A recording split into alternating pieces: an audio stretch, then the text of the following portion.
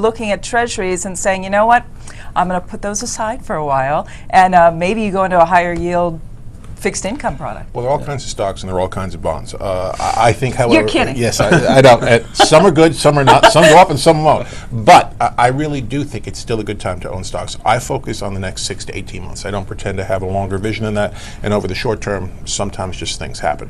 But over 6 to 18 months, I don't think anything really blows up. I don't think anything is completely fixed. I think the Fed, even though they'll probably be out of the QE business, will still be accommodative. Earnings, despite predictions for years they're going down, haven't gone down. We haven't seen any impact from a stronger economy.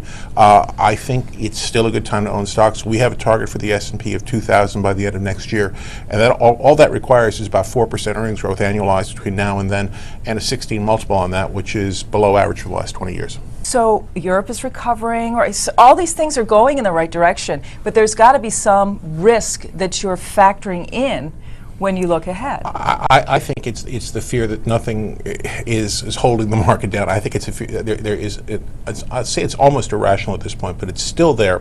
Something's going to happen. We have enormous deficits. We still have problems in Europe. It's not completely fixed by any means. There'll be something. I think they start to worry about the effects of tapering. I think John is right. The second time around, it's more like comedy than tragedy. But I do think they worry, and I think what happens is this sort of gets bled off in 5 to 10% corrections, and they can happen. They're probably overdue for one. I've never predicted one successfully in my life, but I think the basic idea is the markets are still going to work higher. The equity market is still not expensive. You still have positive monetary pressure, and you still have decent earnings. That's okay. Enjoy it.